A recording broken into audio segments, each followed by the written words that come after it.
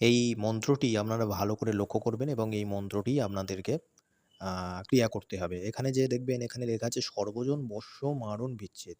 এই সর্বজনের জায়গায় আপনি সর্বজনও বসাতে পারেন বা ধরুন কাউকে আপনি বশ করছেন। মানে এই একটা মন্ত্রে আপনি সব রকম কাজ করবেন। দেখুন ভালো করে লক্ষ্য করলে বুঝতে পারবেন সর্বজন লেখা আছে। ওই সর্বজনের পর বশ্য লেখা আছে। আপনি যদি কাউকে বশীকরণ করেন তাহলে সর্বজনের জায়গায় তার নামটা বসিয়ে বশ্য বলবেন বশ্য করি। মানে ওম হ্রিং চামুণ্ডে বিদ্যাধরী অমুক বশ্য করি। এবার যদি আপনি মারণ করেন তখন অমুক মারণ করি।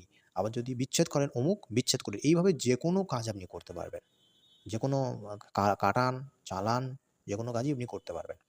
এটার প্রয়োগ কি আছে?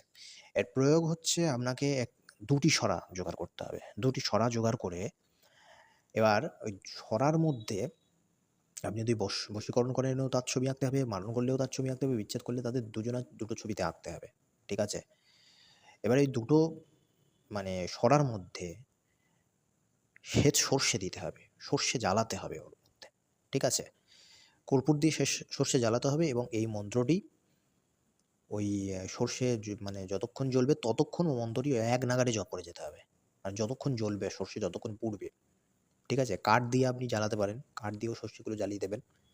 মানে আম কাঠ দিয়ে, ওই সরার উপর আম কাঠ দিয়ে, ওই যে নিচে মূর্তি এঁকেছেন তার উপর আম কাঠ দেবেন, দিয়ে আ জ্বালিয়ে দেবেন। জ্বালিয়ে দেওয়ার পরে এই মন্ত্রটি যতক্ষণ না ওই সর্ষে দুটো মানে ওই দুটো সরা যতক্ষণ না নিভছে, ততক্ষণ এই মন্ত্র এক নাগাড়ে জপ করতে হবে।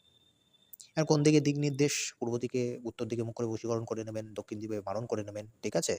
বিচ্ছেদ করলে আ দুটো সরাই বিচ্ছেদ দুজনের মূর্তি তৈরি করে বিচ্ছেদ করাতে পারবেন।